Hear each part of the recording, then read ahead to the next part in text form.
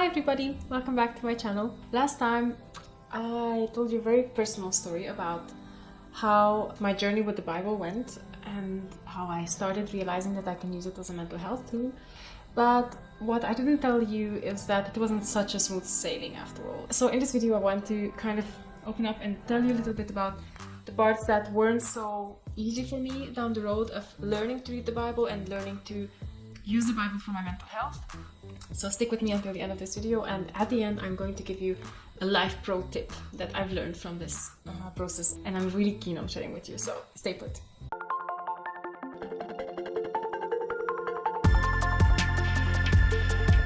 Before I start, I wanted to tell you thank you so much for your reactions to my first video. Thank you for engaging with me on this not so easy topic, and thank you that you're letting me know your thoughts on the matter. And I would like to encourage you to keep doing that. Keep letting me know how you see what is your journey with the Bible, and if you have another spiritual journey that is with other religions or other scriptures of other religions. Let me know if you can resonate with the things that I'm saying within your religion. I'm curious to learn how all you are dealing with this. And as always, if you like spiritually based content that has to do with your mental health, make sure you subscribe to my channel and hit that bell notification button so that you receive a notification about each and every video that I'm uploading. Okay, so when I first became a Christian, everybody was on my case about how important it is to read the Bible, to have quiet time, to have quiet. And I get it now, but back then it was this huge thing that people will tell you to do, but not explain to you why is it actually important, like in terms that you can actually understand, and how will that work out, and what will it mean for you if you start reading the Bible.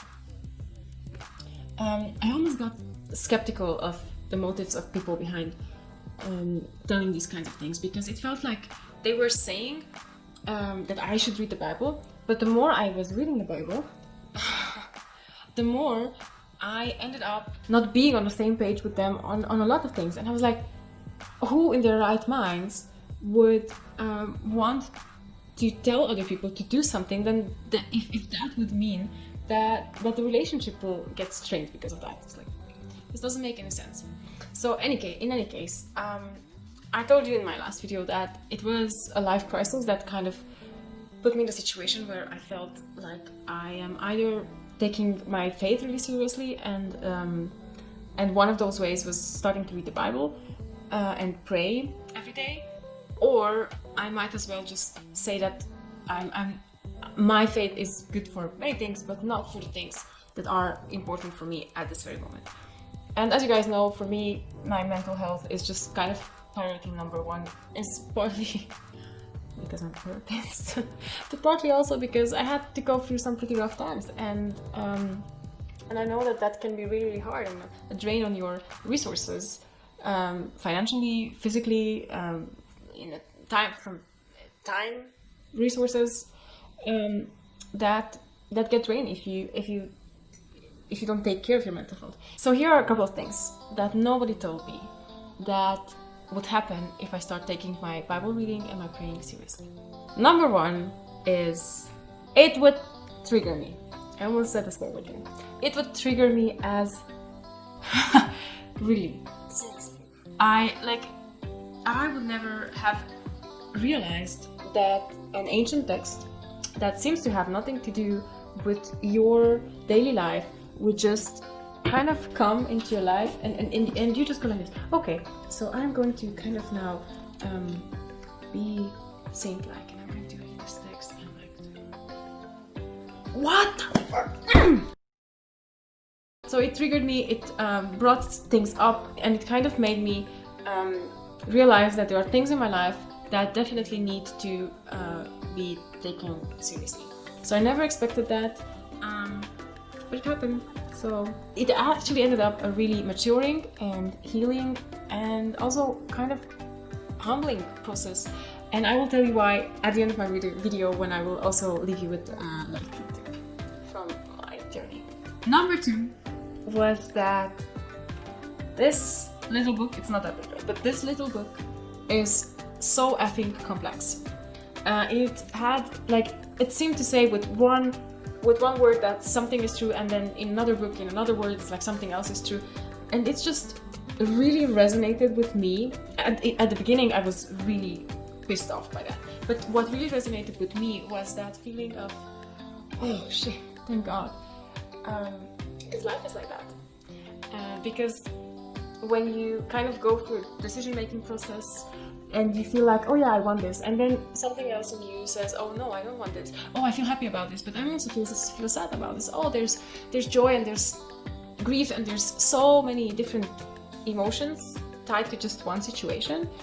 So in the end, I had to learn that, tied obviously with the complex dynamics of the relationship between God and humans, it is bound to get complicated. It is bound to seem contradictory at times because it's so complex. So that was also something like kind of was a bump in the road for me, because I felt like at church it seems like everything is so simple.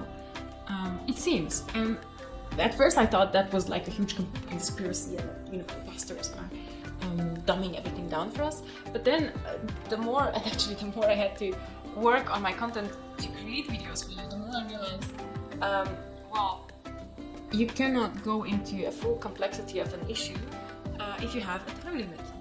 So I kind of matured from the thought of all this, like, people really want to hurt us, and that's why they only present us with simple truths, into, well, yeah, we have to start somewhere and then go from there. In any case, at the beginning, the more I was getting into reading and understanding the Bible and seeing what it does to me and also what it seems to be saying, it became something that created a lot of friction in my relationships with other Christians. Which brings me to my third point. Getting to read the Bible more led me to disagree with others more than before. And this was also a lot of very counterintuitive for me, because at first it seems that the church is about everybody agreeing on everything, right? Like, yeah, this is how it looks like, or it should look like. And it also takes a toll on your mental health if your relationships are characterized by a lot of disagreements and seeing things differently, and kind of like it can devolve into huge conversations or even fights about topics that in the end are huge, are about life or death, spiritually speaking. So yeah, it does take a toll on your mental health if you go to a book seeking for help for your mental health, and it ends up making things more complicated, and it complicates relationships with others. Reading the Bible complicated my relationships with other Christians and believers in the Bible, and people who do not believe in the Bible or read it or consider it as anything. So yeah, as much as I still stand by how much it really did do huge things for my mental health to read the Bible, I really felt like, you know what, you also need to know the other side of the coin, and that is that reading the Bible is effing dangerous for your mental health as well, in the sense that it will put you through a lot of uncomfortable situations, which per se is not a danger for your mental health, but it can feel dangerous, and those things can be hard. So because you've stuck with me until this point, here's my tip for you. If you are trying to take the Bible more seriously in your life, or if there is some other spiritual journey that you're on, allow it to trigger you. Because if it's triggering you, then it means that it is a living and active thing. And here's how having the Bible trigger me actually strengthened my faith, in addition to strengthening and my mental health, because there's actually a characterization of the Bible in the Bible itself, which says, "Indeed, the Word of God is living and active, sharper than any two-edged sword, piercing until it divides soul from spirit, joints from marrow. It is able to judge the thoughts and intentions of the heart." And that's exactly what I felt the Bible doing with me. There's a lot of interpretation going into what this actually means, like what dividing the soul and the spirit.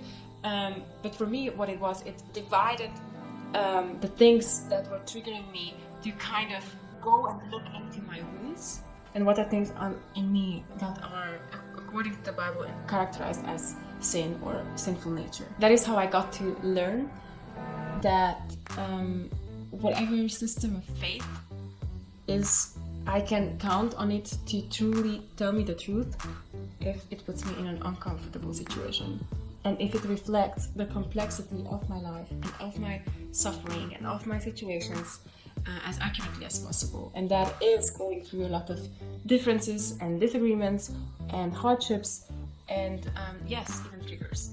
So my pro tip is make sure that you allow your spirituality to put you in uncomfortable situations. And specifically if you're a Christian and you're seeking to learn more about the Bible and from the Bible, go and allow it to speak to you in ways that you would not expect to, even if that means you would disagree with other Christians, and even if it means whatever.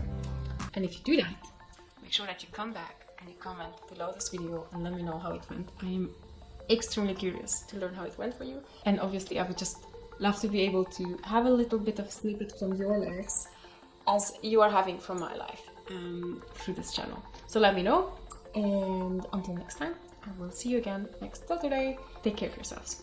Bye!